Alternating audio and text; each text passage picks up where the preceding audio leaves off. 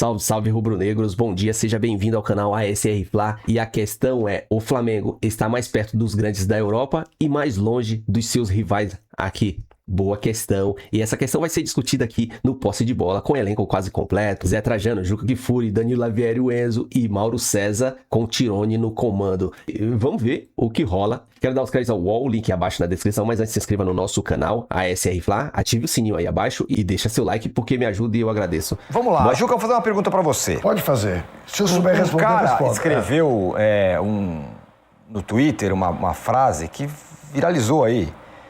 Entre a comunidade rubro-negra, até Vene Casagrande, obrigado. Tomara que seja que eu gosto, eu adoro. Citou esse jornalista lá no canal dele também, obrigado, Vene, abraço. Que é o seguinte... Antes cobrava o Flamengo quando ele perdia, agora cobro porque ele não ganhou? Não. Eu adoro essa frase. Essa é boa também. Eu adoro Mas essa a frase é a seguinte... O Flamengo perdeu do PSG, fato, porém... Não perdeu. O que fica perdeu o título. O que fica a distância Flamengo-europeus diminuiu. Sim. Na temporada. Sim. A distância Flamengo-adversários locais aumentou. Sim. Te digo mais. Eu acho que o Flamengo jogou melhor, aliás, contra o Liverpool do que jogou contra o PSG. Esta distância, o Flamengo já tinha demonstrado ser uma distância razoável para ser superada contra o Liverpool. Esteve mais perto de ganhar do Liverpool do que esteve de ganhar do PSG. Para mim, o que aconteceu ali, e 4 pênaltis defendidos pelo goleiro, de alguma maneira revela isso, é aquela fronteira, aquele limite que parece que é intransponível, que é um problema que no esporte se dá de forma... Eu me lembro, por exemplo, houve um momento que o Alain Prost estava para bater um recorde, acho que era ganhar mais de 40 GPs, e não conseguia, até conseguir. Gol mil do Pelé. O gol mil do Pelé. São coisas assim, que se estabelecem. O Flamengo fez a partir do segundo tempo e mais a prorrogação, o Flamengo foi heróico e pôde ganhar. Tá bem, o Marquinhos fez um pênalti estúpido, mas também o gol do PSG, infelizmente o Rossi estava num dia ruim, né? Porque falhou demais com os pés e falhou na hora do gol. Repetiu o erro cometido contra o Fluminense para salvar um escanteio, que felizmente a bola saiu pela linha de fundo. E o Arrascaeta faz a bobagem que o João Vitor tinha feito também no Fla-Flu. Mas enfim, honestamente, eu entendo todas as brincadeiras, essa bobagem do, como é que é, igual para igual. O Flamengo e o torcedor do Flamengo tem todo... E não é festejar a derrota, porque não festeja a derrota. Mas o Flamengo voltou do Catar como saiu daqui, eu acho. Incólume. O chocante foi perder 4 pênaltis. Ainda mais numa disputa que o adversário perdeu 2. Porque você perde 2 pênaltis numa final dessa, o outro vai ganhar. E não ganhou. Né? E com a crueldade, né, do goleiro pegar 4 vezes, porque...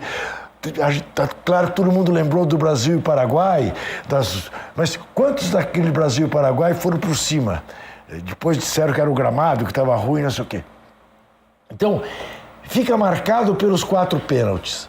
Mas friamente observando, não tem um A para falar do Flamengo. E vou te dizer mais, cada vez gosto mais do Felipe Luiz. A entrevista dele foi assim de uma clareza, de uma honestidade, de uma franqueza. A tristeza dele era transparente e, ao mesmo tempo, não o cegava para ver a realidade. E a recusa dele em responder questões irrespondíveis. Mas os patamares estão muito estabelecidos. Agora, quando ele diz, o Flamengo não vai disputar a Premier League, então eu não vou responder esse tipo de questão. Mas do ponto de vista do amante do futebol, 10 para o Flamengo. Agora, o futebol brasileiro mostrou que está no mesmo patamar? Não, nem era o futebol francês, nem era o futebol brasileiro. Tinha 3 franceses no PSG e tinha 6 espanhóis, 6 castelhanos no Flamengo no começo do jogo. É o futebol globalizado. O Flamengo está nessa, os outros não estão. A gente tem uma imagem legal aí, que é a toalha do goleiro Safonov. Goleiro que não tem pinta de goleiro, né? Não tem, olha lá, a toalha dele com a cola ali, que foi o suficiente para ele saber. Não é proibido, né? Não é. Porque ele escondia, né? Deu uma... E teve uma hora que ele deixou a toalha no gramado e eu achei que o Rossi fosse pegar. Ali. Acho que o Rossi não percebeu. Não, mas cá entre nós, acho que trabalho bem feito, né? Sim, super bem feito. Você vê que tem a carinha do jogador. Isso. Olha só, bate ali, é minucioso. Minucioso. E aí ele funcionou, o Safonov... Mas nem tudo bate com a toalha, né? É verdade. Algumas cobranças sim, outras não. A do Léo Pereira não tem nada a ver. O Léo Pereira bateu o último pênalti contra o Estudiantes do ângulo direito do goleiro, né? Do Muslera, e na ilustração que foi colocada aí para o Safonov está registrado dessa maneira e ele bateu no meio do gol. O goleiro teve o mérito também, ele teve a intuição de perceber as reações dos jogadores, o caminhar para a bola. Eu acho que essa toalha está tirando um pouco do mérito do rapaz. A toalha ajudou, com toda certeza, mas não foi só a toalha. Ele foi muito bem, O que ele fez foi épico, histórico. Um goleiro que pega 4 pênaltis, não é uma toalha que pega 4 pênaltis, é o goleiro. E um goleiro todo desengonçado. Olha a pinta dele, Mauro. Olha a pinta dele. Ele parece aquele goleiro de pelada de sábado. Do churrasco. Aquele cara que vai pro gol todo desengonçado, o uniforme todo largão. Tem um estilo diferentão. Legal, até legal isso aí. É esquisito. Mas o cara pegou 4 pênaltis, meu irmão. Isso é um negócio sério. Quantas vezes você vê o goleiro pegar 4 pênaltis? Nunca tinha visto. Eu nunca tinha visto. 4 e 5. É isso. 4 e 5. É sensacional. E não era nem ele pra jogar, né? O Chevalier que era o titular. É isso. 4 e 5. Eu nunca tinha visto. Vou fazer uma publi involuntária aqui. Ouvi uma boa definição sobre quem é o goleiro do Safonov. Ele tem cara de garçom do Outback. Aquela rede de... boa, canadense. E ele desmistifica uma coisa que eu tenho implicância. Goleiro de rabo de cavalo. Goleiro de rabo de cavalo. Ele desmistificou. Eu tenho implicância. Acabei com a implicância, porque ele se deu bem. Mas mostra de novo a toalha. Mauro e Danilo. Mohamed El Souari. O que não me é estranho? Quem é Mohamed El Souari? Que está escrito na toalha. Eu não sei quem é não, Juca. É o fotógrafo. É o fotógrafo. É o fotógrafo. Ele colocou para não piratear o trabalho dele, né? Parabéns ao Mohamed. Agora, o David Seaman usava rabo de cavalo, né? Pegava. E engoliu aquele peru do Ronaldinho, né? Sim, tem isso. Isso, na Copa do Mundo. Sobre goleiros, queria ouvir vocês, porque eu ouvi uma análise bem interessante, Danilo, mas eu quero ouvir você e todo mundo, sobre essa final, remetendo a outras finais envolvendo brasileiros. Vou até dar o crédito aqui, foi o Rodrigo Vessone, o grande Rodrigo Vessone que falou isso. As finais de brasileiros aí, que os brasileiros ganharam, as últimas. Sim. Internacional, São Paulo e Corinthians. Sim. Foram jogos diferentes, o São Paulo foi amassado e ganhou, sabe lá como. O Inter também e o Corinthians também. Tarará. Isso. Tudo certo. Mas ele teve, nesses 3 casos, uma figura muito importante. Goleiro. Os goleiros. Sem dúvida. O Rogério foi o melhor, o Cássio foi o melhor, o Klemer foi o melhor. Pegou tudo. Nessa do Flamengo, em que pese o Flamengo ter jogado mais, poderia ter vencido, ele não teve um goleiro. Mas você sabe qual foi o que na hora H... Sem falar em goleiro? Sim. O goleiro do Flamengo participou. Não, o que eu quero dizer é o seguinte... Ele fez mais... Só que de forma ao contrário. Isso, mais atrapalhadas do que defesas. Exatamente só isso, Mauro. Atrapalhada. Exatamente Errou a isso. posição de bola, saiu mal do gol, falhou nos 2 gols, o que valeu quando valeu. O Rossi foi um desastre. O único bom momento dele foi pegar um pênalti. Exatamente o ponto que eu tô... Mas é o sangue brasileiro. Como se fosse o Rogério, o goleiro do Vasco ontem, naquela quarta-feira, e pegasse tudo como pegou aquela vez. Eu acho que depois desse jogo o Brasão vai chegar. Que estão falando que o Flamengo quer o Brasão, não sei, o outro goleiro. Mas não tem o sangue brasileiro, pesou muito. Tentou ajudar o Flamengo. O Marquinhos tentou ajudar o Flamengo. Tentou ajudar e perdeu o gol lá. Aquele gol que ele perdeu na pequena área foi um pênalti ridículo pro jogador da experiência dele e o gol que ele perdeu. Ou seja, ele tentou de todas as formas ajudar, mas não deu. Mas não tem uma análise interessante curiosa, essa. Curiosa, o Rossi fez uma diferença, um ponto relevante dessa. E fez uma negócio. Brilhante defesa no pênalti, né? Porque ele tinha saído, foi passado na bola e voltou. Mas não é, Danilo, não é uma boa análise essa? Sim, não, eu acho que o Rossi realmente estava bastante inseguro, né? E o que para mim, o que me chamou a atenção durante o jogo era que mesmo ele bastante inseguro, o time continuava tocando e acionando o Rossi, né? Eu sei que esse é o estilo de jogo do Flamengo, a gente viu durante toda a temporada, teve inclusive o erro lá do Rossi contra o Fluminense, mas em determinados jogos, ainda mais para um time experiente, você pode perceber, putz, hoje o Rossi não tá acertando, vamos parar de acionar. E o Flamengo continuou acionando, e ele acertou bem pouco, né, o Rossi, né, para ser mais leve ainda, né? Porque praticamente errou tudo o que ele tentou. Então, o que me chamava a atenção durante o jogo é, os caras vão continuar acionando o Rossi. E além da atrapalhada que ele fez no gol que acabou invalidado pela bola ter saído, para mim esse tapa que ele deu pro gol do Kvaratskhelia lá, é capaz que ele tivesse deixado, é duro falar agora, né, olhando o replay e tal, mas se ele tivesse tirado a mão, não ia ser gol, porque o Kvaratskhelia estava fora da bola ali, acho que a bola estava mais forte do que ele poderia alcançar. E isso obviamente faz diferença. Todos os jogos em que brasileiros ganharam neste modelo de intercontinental, como lembrou nosso Vessone, eles foram marcados por atuações brilhantes de goleiros. E mesmo, por exemplo, vamos lembrar lá atrás do Palmeiras em 99, o Marcos foi super bem também e errou no lance decisivo e ficou marcado até hoje. Ou na Copa do Mundo de Clubes agora, o Palmeiras estava segurando o Chelsea, o Everton errou, eliminado. Então, nesses jogos, você não pode ver o goleiro errar em nenhum momento.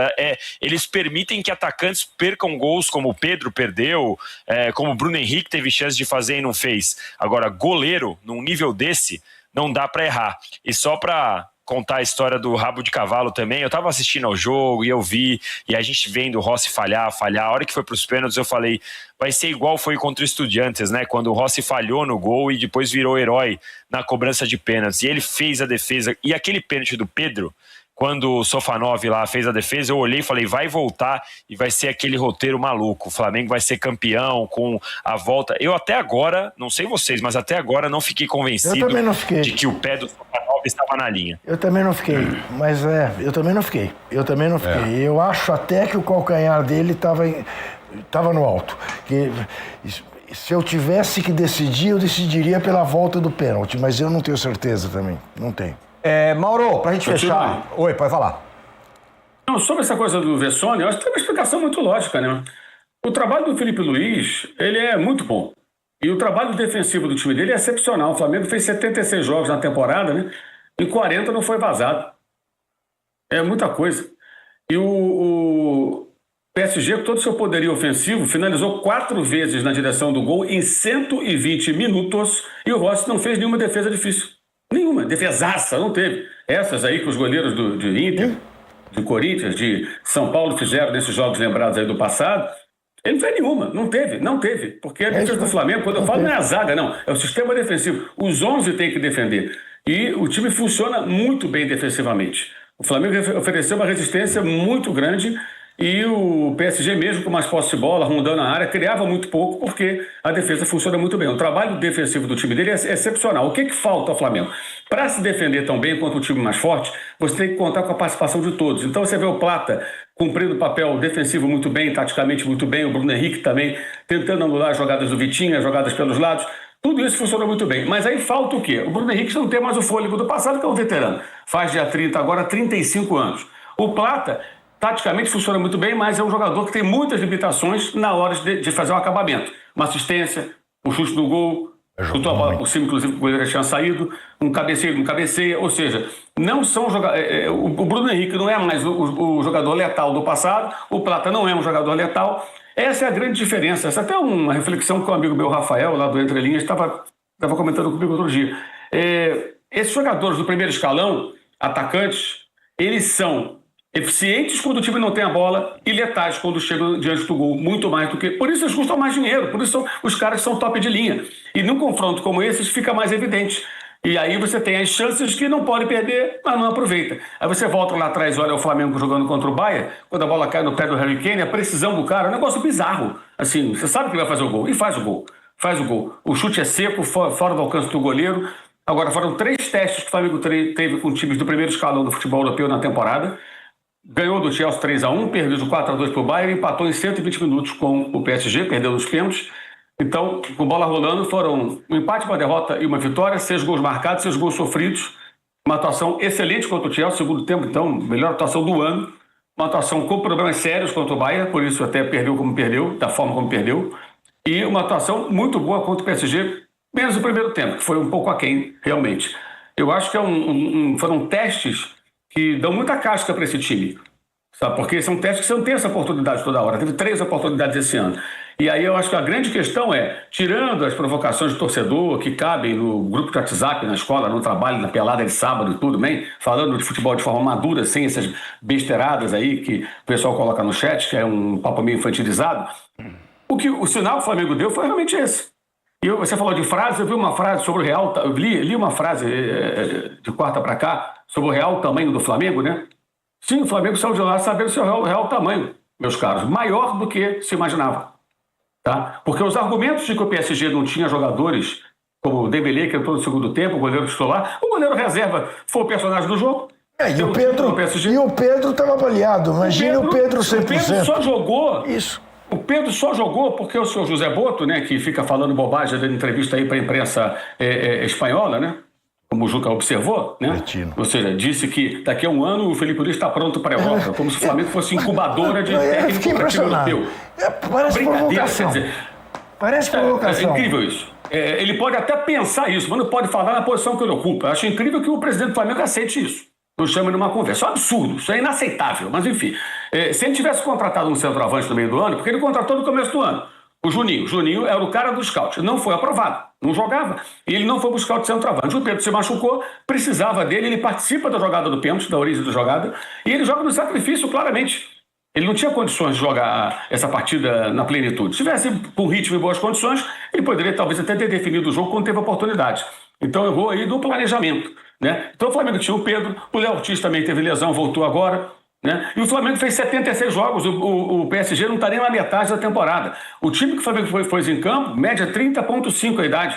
A média de idade do PSG é 24,2. Então tem vários detalhes aí que tem que entrar nesse caldeirão. Então, a conclusão é, sim, o Flamengo saiu sabendo o seu real tamanho, maior do que se imaginava. Olhem bem para isso, para não serem surpreendidos no futuro. E a comparação com o 2019, que também acho que o time jogou ainda melhor, teve até mais posse de bola que o Liverpool e tudo mais, fez um bom jogo, muito bom jogo, é que o Jorge Jesus mesmo veio a pandemia e o Jorge Jesus mesmo depois foi embora. Então o Flamengo renovando o contrato, conseguindo manter o técnico e se reforçando adequadamente com um trabalho mais bem feito do seu diretor, que gosta muito de falar, coisas que não deveria falar, o Flamengo fica muito mais forte para o ano que vem. Vai depender da capacidade ou não dos cartolas. Teve um jogador que se destacou e que vinha sendo muito questionado no Flamengo pela torcida, pela imprensa, que entrou muito bem no jogo, De La Cruz. Jogou bem mesmo. Impressionante. Ele fez o pênalti. Porque é um jogador de muita experiência, né? O pênalti. Bateu o pênalti. Não, tirando o pênalti que ele bateu bem, que foi o único que marcou. Jogou bem mesmo. A entrada dele foi muito... É verdade. O Flamengo jogou muito bem com a presença dele do Saúl, ao meio de campo ali, se revigorou. Aí o posse de bola com o elenco quase completo e o Flamengo sai gigante sim. Cara, para desespero dos antes. E imagino se o time brigando para pôr as contas em dias, não tendo como contratar, como tá hoje. Muitos, o que chega próximo é o Palmeiras. E o Flamengo fez o que fez no Mundial, se expondo pro mundo todo, né? E é só elogio pro Felipe Luiz. Felipe Luiz tá de parabéns. O Flamengo todo tá de parabéns. É continuar nessa pegada. Vai ter as contratações pontuais. Por exemplo, goleiro. Referência lá no ataque pro Pedro. Mais um zagueiro. Algumas cerejas do bolo. É isso aí. Beleza? O vídeo é só. Se gostou, se inscreva no canal. Ative o sininho. Compartilha. Comenta. Deixa seu like. Tamo junto. Até a próxima. Saudações rubro-negra.